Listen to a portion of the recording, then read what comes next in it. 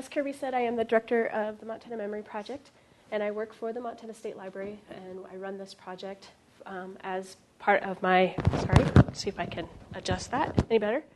I'll try to project a little more, too. Sorry about that. I run this project full-time. This is kind of my baby. I get to work on this full-time, and I have currently no employees, so if you have any questions, I am the go-to person on this project. So it's been a lot of fun. I've been with the project now for just over 3 years, and I'm going to tell you some more details, but I want to first see in this room how many of you have been to the Montana Memory Project website and have used it. I know you two have. A few of the employees here at the Historical Society, but a lot of you haven't. Show me hands who hasn't. Who is not familiar? Oh, that's even better. Okay, that helps me a lot. So the Montana Memory Project was a pilot project of the State Library. We wanted to see if we could make an online library of sorts of materials that were not easily accessible. In other words, you had to know which museum or library or archive that material lived in and then go and request to see that item. Instead, we made them digitally available on our website. We helped libraries digitize that material and then surface it on our webpage so you can search it and find that content without having to know which library, archive, or museum to go talk to, and for them to pull it out of storage, because typically these items are not on display. We partnered then with the Historical Society, who became our financial partners. They help us pay for the platform that makes this website possible, and they split that cost with us evenly financially. So we're very grateful to them for helping make this platform available. The website itself is put together on a platform called Content DM, which I won't go into a lot of detail about, but it is designed just for these types of displays of collections of content. When we were designing the site originally, it was just a long list. So if you were in the collection early on, the website has transformed quite a few times in the last few years. It was just a list of the collections. And at one time, 3-4 years ago, we had about 30 collections. Now we have 105 published collections. And so the list was a little unwieldy. So we decided to change the format of the page so that maybe you could find a little more easily what you were looking for. My plan today is to take you on a tour of the webpage, show you some highlights of some of the collections, and show you how to search the content here. And please, if you have questions along the way, let me know. I'm going to start by pointing out the top area here. This is our search box. And when you come to our page, you can search just the Montana Memory Project, and that's the first item here. But if you wanted to search one of these other digital libraries, Mountain West Digital Library, which is a regional library for the Mountain West, includes Nevada, Arizona, Utah, several states in the West, or the Digital Public Library of America, which is a large public library online.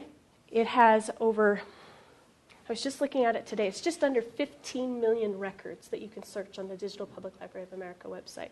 So it's massive. And it's contributed by people from Smithsonian, the NARA, the Hathi Trust. We have a lot of big organizations that contribute interesting historical content to those bigger repositories. The Montana Memory Project also has our content fed to the DPLA, so you can search Montana Memory Project content in the DPLA website. You can search Chronicling America, the newspapers, or the Montana newspapers collections too, which the Historical Society has now taken over running digital newspapers. And so there's 2 sites that you can look for Montana newspaper content. Anything prior to copyright, 1923 and back, would be found on Chronicling America, whereas more recent newspapers can be found on Montana newspapers. And then Women's History Matters blog, which is not quite gone yet, but is going away. Is that correct? They are. It's still out there, but it's not no new blog posts for this foreseeable future. This search box, though, takes up some real estate on the page. And so there is this little tiny caret here, if I can get my mouse to work, that you can click to hide those other search options and gives you a little more front page real estate.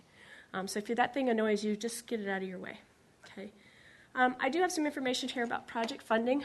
You can see it was open through November 30th. I've intentionally left this here because we have a little funding left over this year. I hope to reopen this window. We help pay for digitization of materials for museums and libraries across the state. and they have to turn in an application, a grant application.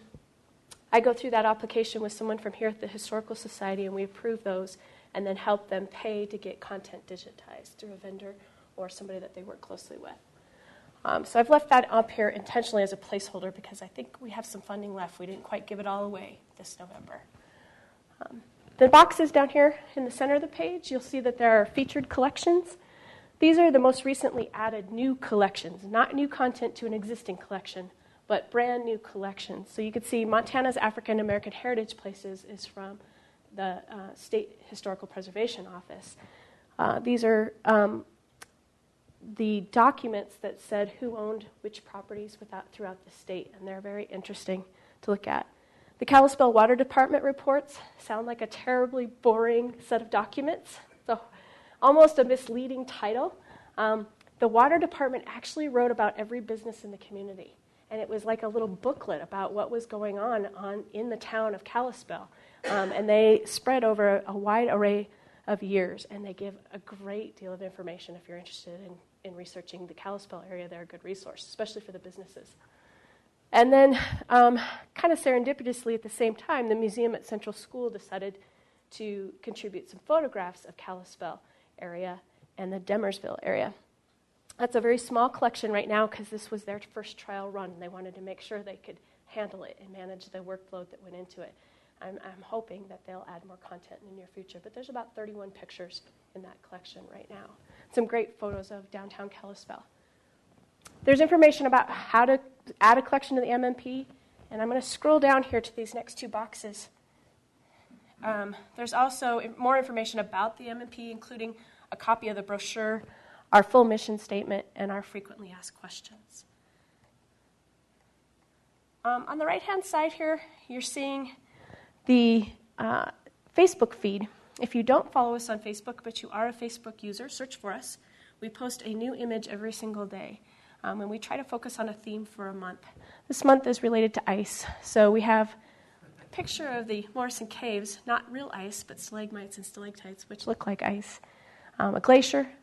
There's a wide array of content. So you see that this was an outlet on Flathead Lake, and the ice had jammed up, as well as the beautiful Margaret Hotel in Bonner, which no longer exists. It was torn down in 1957, but amazing icicles hanging off of this building. So we thought January was an appropriate time for ice photos. But please follow us, like our page, and you'll get our daily post on your page if you're interested in that. On the left-hand side, then, is the breakdown of our categories in hopes of helping you find the content you're after. And you can see we've broken it down into artwork, audio, photographs, print materials. Those are the top pages there. For example, if I click into artwork, you'll see a list of our artwork collections. And I'm going to scroll down the page here. These are either artwork or art-related. Charles Russell, we don't actually have a lot of his artwork, except that in this research materials from the James B. Rankin collection, he doodled on a lot of the materials that were contributed here, and I felt like it also belonged in the artwork collection. I have the EMC and MSUB posters, which are mostly student-created from that Eastern Montana College, or MSU Billings, as it is now known. The James Will collection from the Yellowstone Art Museum, and the John J. Powers safety posters. If you've ever toured the World Mining Museum in Butte, these posters, some of them still hang in the caverns there in the mining ways. So very interesting safety posters. Similarly, we have audio collections. These range from oral histories to some radio interviews. A very interesting collection, and this is a growing area. I have two new collections being worked on right now. One is the Jim Magara oral history collection from Havre. Jim Magara was a high school English teacher, I believe, who had his students go out and conduct oral histories. And they're going through and selecting some of the best. As you can imagine, there's some student work that isn't the greatest, and also some of the same individuals in the community were interviewed multiple times over the years. The other one is a brand new collection from Huntley Project.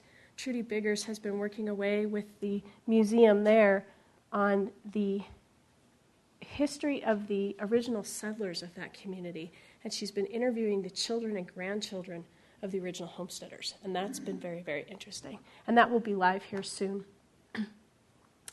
Under photographs, you'll see there is a caret, and there is also one under print materials. That means there's a drop-down menu underneath both of these that will expand and give you a list of some subcategories under photographs. Our photograph collections now have grown to be quite large, and so we've tried to break them into categories that might help you find what you're looking for.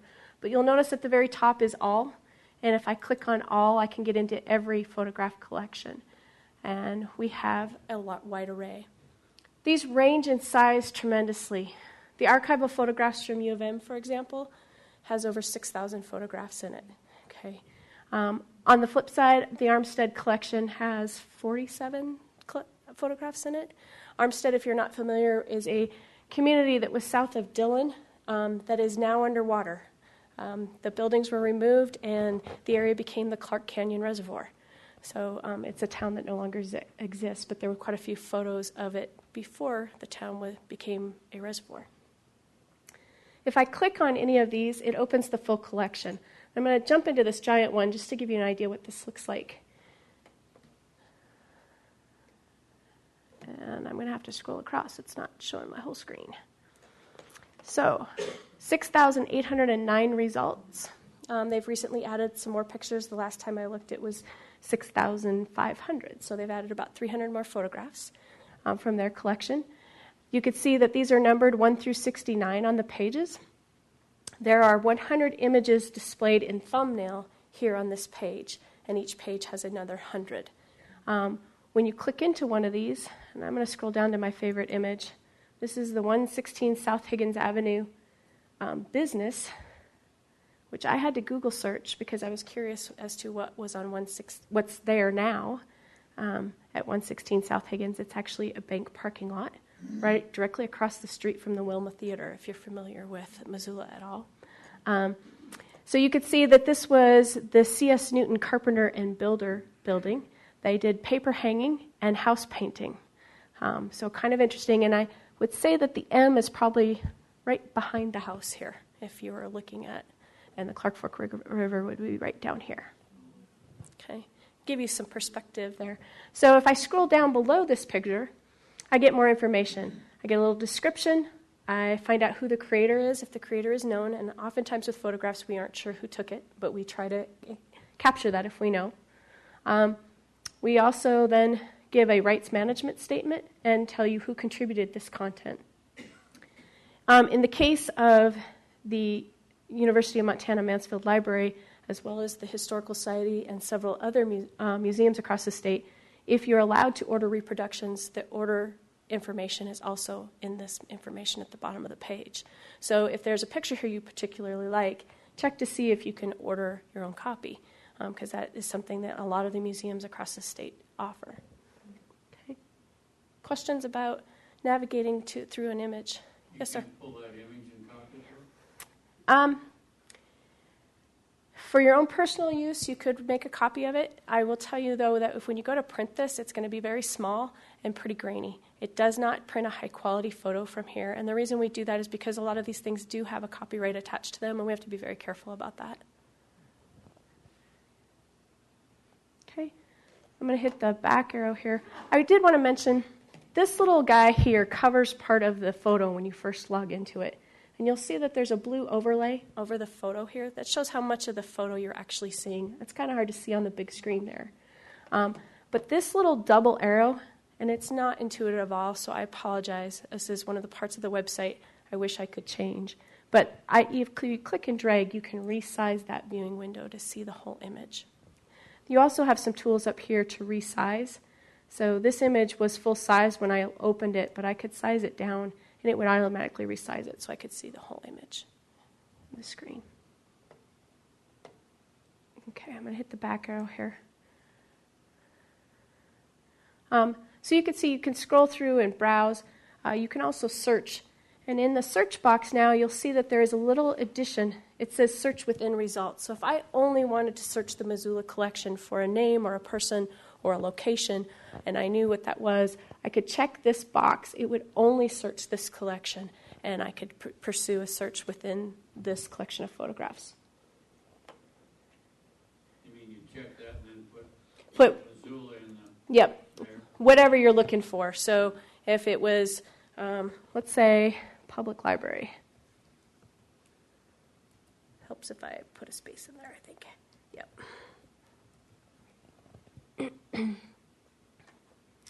So I've searched now the archival photographs of the University of Montana just for the terms public library in all fields. And here's the Missoula Public Library. I don't know why this probably came from Missoula. Must be mentioned in the metadata somewhere that they were hauling grain from North Country to Glasgow. I'm not sure why. But there's an image of the Missoula Public Library right there. So in that collection, we didn't find a lot, but the Missoula Public Library has also contributed content, and their photographs are here. Since we didn't search anything beyond the archival photographs of U of M, this is all we came up with.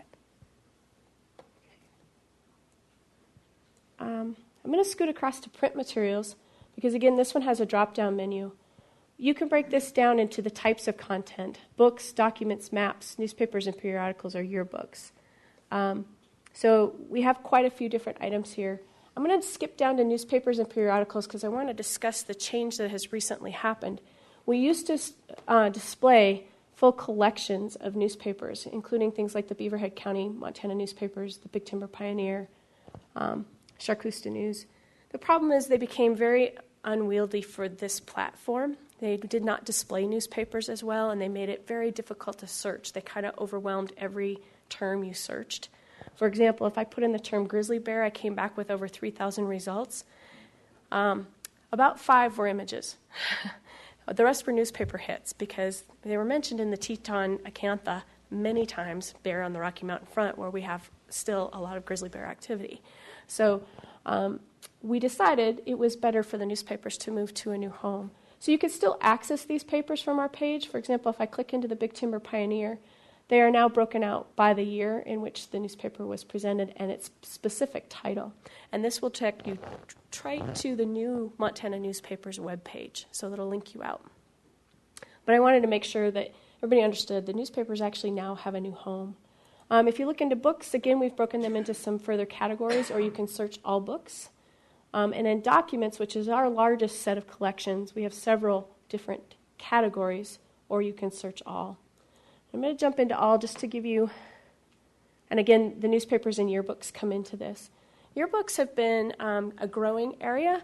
People really like them for genealogy research, and so and it's something that the schools have been offered a free way to digitize that content, and then we're happy to make it available on the MMP so that it's searchable. And so it's been a really good arrangement. And that's been definitely a booming area. We have a lot of communities that have had their yearbooks digitized. Been working with the librarian in Malta. If you remember, about 10, 12 years ago, their high school burned to the ground. And the high school lost all their copies of the yearbook. Neither the public library or the school library has gotten a full collection back, but what they have gotten back, they've had digitized and plan to make available because so many people came to the school to find that content. So they're planning on doing that, and I think it's a great way to offer access to those materials that may not be available anywhere else. Scroll through here. Boone and Crockett Club records. These are from not just Montana, but from anywhere the Boone and Crockett Club met. Very fascinating collection of all their minutes. And since Theodore Roosevelt was a member, that's also very interesting. And it gets a lot of mention. They owned land in Montana, which is why the connection to here. Scroll down here a little more. The Diaries, Letters, and Ledgers from the University of Montana. And there is another letters, journals, and diaries collection from the Historical Society are fascinating because you get great firsthand accounts in those. And I want to open one of these. I'm going to actually open the Evelyn Cameron diaries so that you can see what these look like in a digitized format. I'm going to open the 1893 diary of Evelyn Cameron.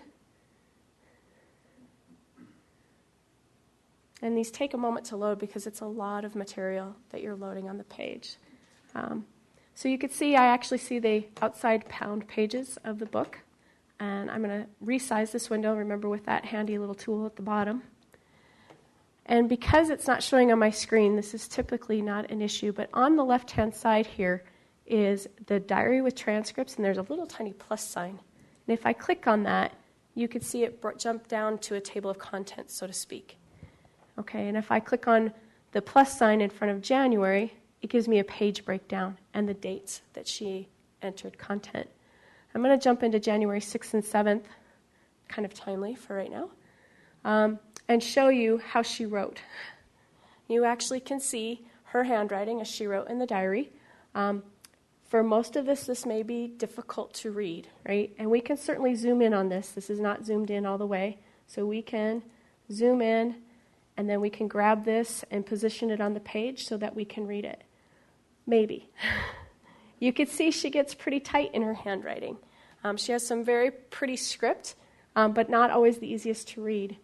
So a volunteer from the Terry area actually transcribed every one of these so that we can read and search these. So these are a very phenomenal collection, and not all of our collections have been transcribed like this, I must say. It took a lot of time and dedication for someone to do this. So we're very fortunate that this particular collection has had this happen. And I'm always looking for volunteers who might help transcribe other materials if anybody happens to be interested. It is a daunting task to do so, though. But you could see she recorded her day-to-day dealings and a Chinook blue, and it was very mild, unlike our weather here at the moment. But these are fascinating, and I love looking at these primary source documents that are handwritten. There's a beautiful letter in the Historical Society collection from a woman who lived in Bannock, and she explains to her family that she's one of the only married women in Bannock, and she writes a 16-page letter describing her last 2 years of traveling to Montana and why they ended up in Bannock, Montana. It's just fascinating. So some neat content. I'm going to keep scrolling down here. The Helena City Council minutes date back to 1881. We are still working on this collection. They just have recently been awarded funding to continue, and they'll do another 10-year allotment. The originals were handwritten, and they are not transcribed, so you do have to kind of peruse those. But I will say the secretaries or whoever was doing the transcribing of their minutes had beautiful handwriting in these collections, and they're actually pretty easy to read. The later ones are typed, and therefore they're searchable. When we have typed content, we can run what's called optical character recognition on that typed document, and the computer will read that and help us search that content. So the more recent volumes are typed and therefore searchable. But if you want to know why streets were laid out the way they were in Helena, the answer is in those books.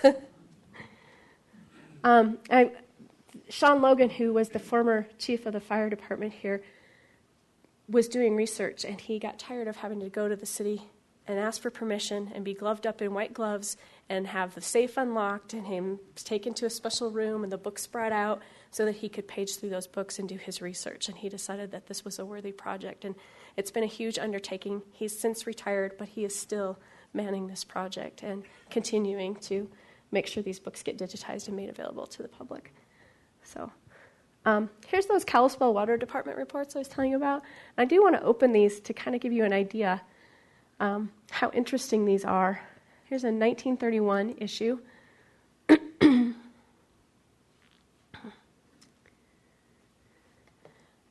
And I'm going to scroll over here so you can see the table of contents and jump down to about page 7 just for the heck of it.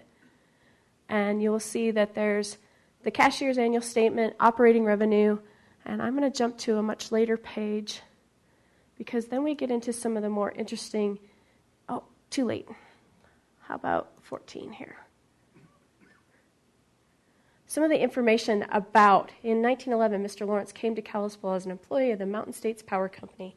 So you can get an idea of how much content is in here about the people who lived and worked in Kalispell, as well as which companies had established water to their buildings, things like that. It's all outlined in these minutes. So they're actually very rich in content if you're doing research.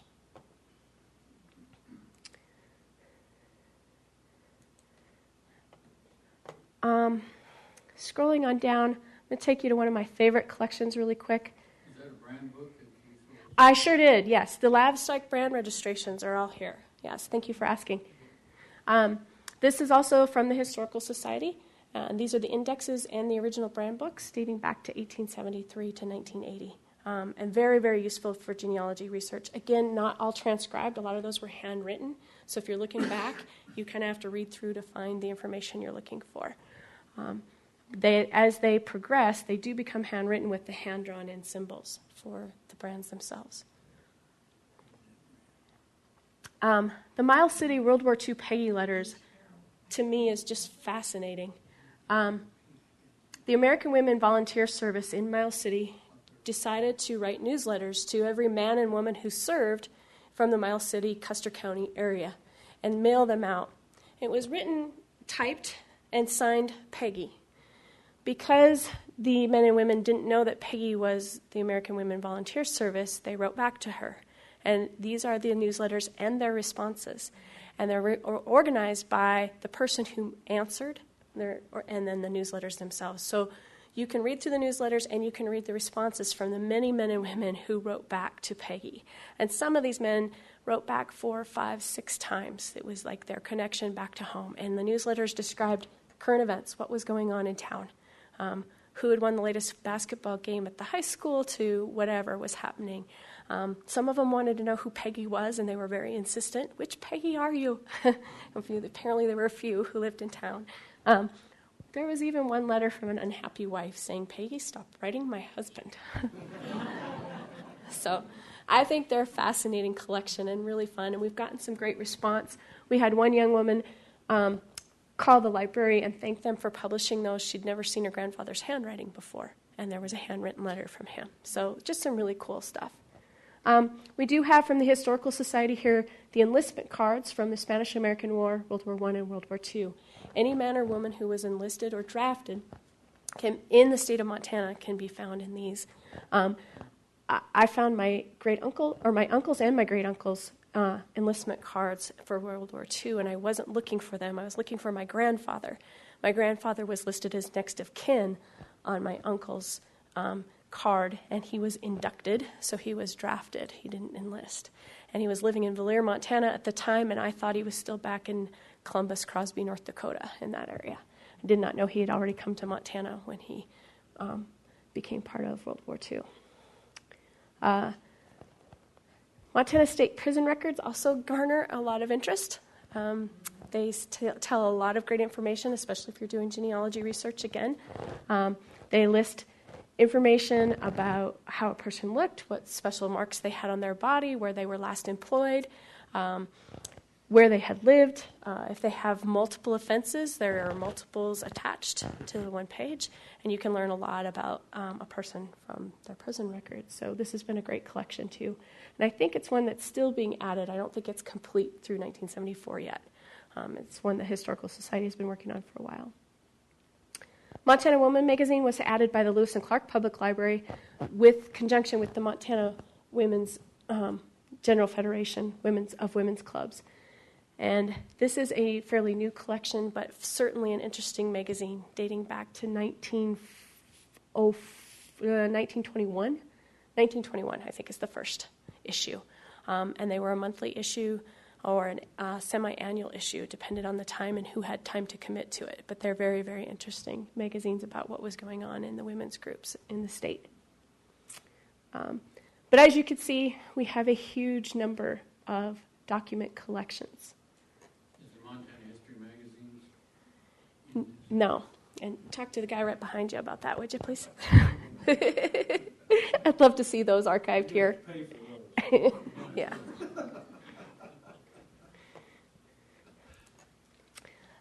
We do have a separate maps area as well. We actually only have one map collection. It's kind of misleading. It is contributed by 2 institutions. The Historical Society and the University of Montana have both contributed maps here, but these are very, very interesting. If you want to see dated maps of Montana, this is the place to come. And I want to jump into this collection because I want to show you the kind of detail you can see from a digitized map. And I'm going to jump into this first one, this bird's eye view of Deer Lodge City from 1884. This is a hand-drawn map, and I find it so interesting because of the amount of detail that was put into the map and what you can see when you zoom in with the zoom tool. If I can get it to open. Sorry about that. I keep moving my hand just right and not actually clicking on it. Okay, so here you can see we have a bird's eye view of the city of Deer Lodge. But if I start zooming in, I'm going to do this slowly so you can see how this changes. See how the streets start to come a little more into focus, and so do the homes.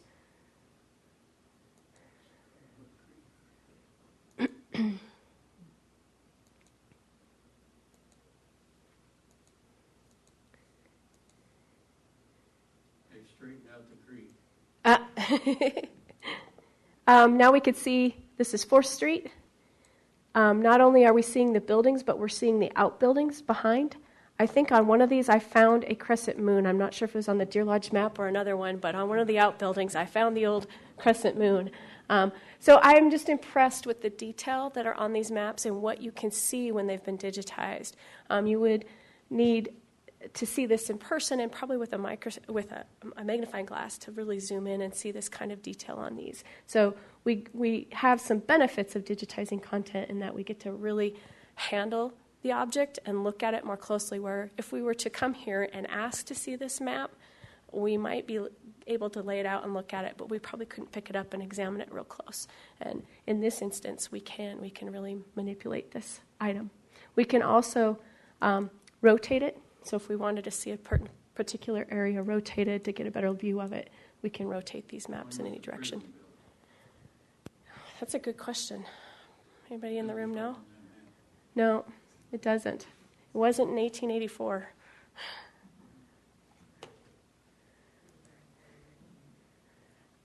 On the left-hand side here again, if you just want to see what collections we have, we do still have the list of collections. When I took that away originally, I had a lot of complaints. People said, wait, I knew how to get there one way. So I did put this back in. There is an alphabetical list of every collection here under the collections list. Okay. And again, there's 105 right now published. We're working on a few more, so we should be over 110 very soon, within the next few months. I also have a contributors page. So every organization that contributes content has a link here. And I'm going to jump into, I'll jump into Carroll College.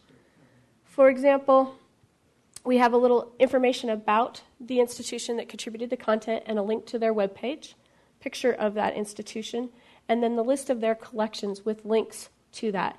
And I chose this one on purpose because when the newspapers, since they have been moved, you're actually going to click on Montana newspapers and go to that webpage now to search the newspapers. But you can see the list of their collections.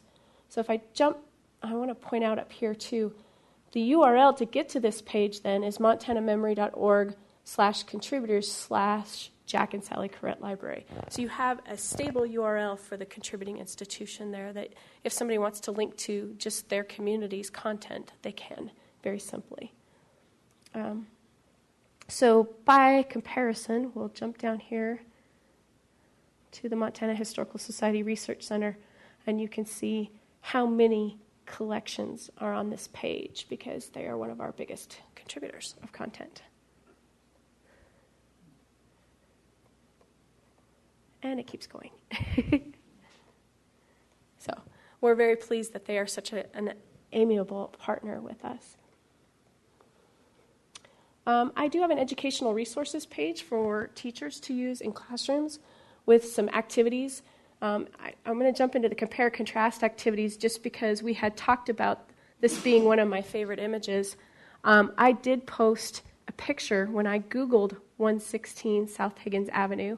Here's the parking lot I told you about. The angle is a little different, as you can see. But there's the L for the Lolo Sacred Heart School, and the M would be over here. So, oops, I didn't mean to jump out of there. Sorry about that. Jump back in here. If I scroll over, there's the wider view. Okay.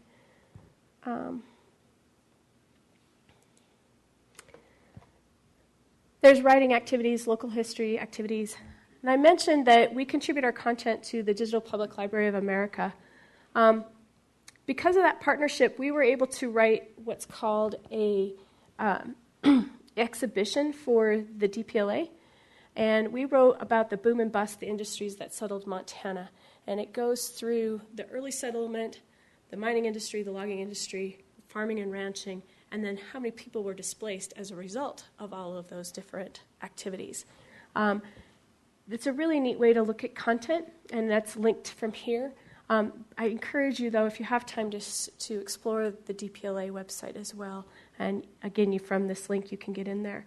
DPLA, we are becoming a direct service hub too, and I've been partnering with the Montana State University, the University of Montana, and the Montana Historical Society to create what we're now calling the Big Sky Country Digital Network, so that we can be a direct service hub and provide more services with the DPLA. And again, remember, they have over 14 million records. By comparison, the Montana Memory Project, although we're very proud of this goal, of this mark, we have 46,000 records, just over. When I first started, I think we were around 21,000 records. So we've come a long ways. We have over 704,000 pages of content in the Montana Memory Project now. So we've grown a lot. I've also created some pre-made PowerPoints on different topics that are here.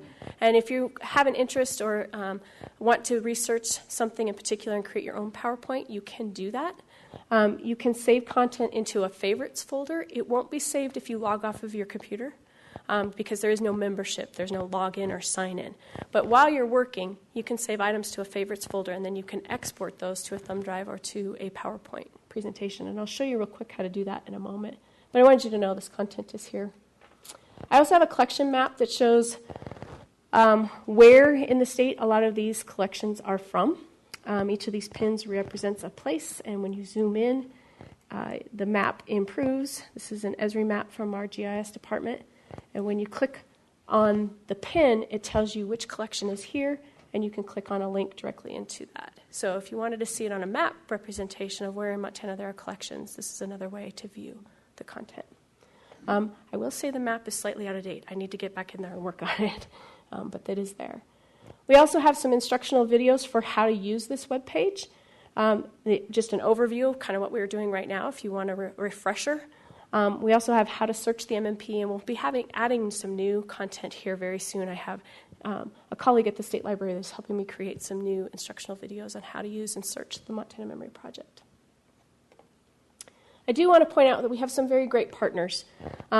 We were using Mountain West Digital Library as our access point to get to the Digital Public Library of America before we decided to create our own service hub.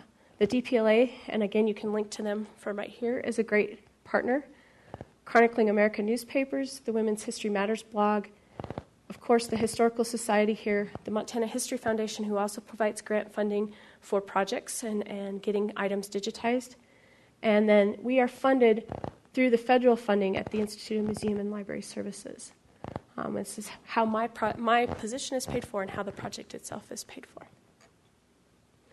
I do want to talk about advanced search. We have certain fields that are required for all of our items. So you notice when I scrolled below the picture and we were looking at the detailed information, a lot of times we want to leave out some of this information when we're searching. So for example, if I only want to search the title, and this is an and by default, I can switch it to or and add another search term and search only the description field. And I'm going to switch it one more time to or, and I'm going to add one more search term and switch this one to the subject field, which is right up here at the top. And I'm going to search for something we know a bit about in Montana, cowboys. And I'm going to enter that search term in the term field for all three of these. And notice how I've spelled it the same. I've used a capital C. That is important on this. If you change the spelling even slightly, it'll change your results. Down here, I can select the type of a material. With this show button, I can show the types of material. So let's say all I want is photographs of cowboys. I can search all photographs. I can even break it down further if I would like by the categories that were defined on the page. I can hide that. If I wanted to select just a collection, I can hit show, and all of the collections are listed here, And there's also an alphabetical order jump, so I can jump to a collection by title name if I know the name of the collection that I want to search. I'm not going to select a collection right now. I want to make sure photographs is still checked, and I'm going to hit search. This is going to bring back the items that fit my description parameters with the word cowboys in the title, the word cowboys in the description, or the word cowboys in the subject field. And if I scroll down, you'll see I have the cowboy band in Missoula, the 1914 cowboy band also in Missoula from Polson, 1961 Sundown Along the Trail. So if I look over here, I believe it's in the, cowboys right here in the subject field. I find the word cowboys. So it's searching for the word cowboys in those specific fields to find this content. And I point this out because if you're looking for something particular, it's good to know how to do an advanced search and narrow your search parameters a little bit. If you don't switch that default and to or, it's going to narrow it. It's going to be cowboys in the title field and in the subject field and in the description field. So we got 291 results here. If we'd used and, we would have gotten quite a few less. Okay. So is it case sensitive? It can be case sensitive, I have found. And I say can be because sometimes when it reads from the OCR, it isn't. But when it reads just from the metadata itself or the information that comes with the picture, then it can be. So I wish I had a better answer. Small c, It would perhaps change the results, yes. So if you typed in cowboy, would you get? You would get different, not necessarily. You would get cowboy. So yes, something as simple as a plural. So I recommend that if you're looking for specific material, you try a few different searches to see what brings you back the best results.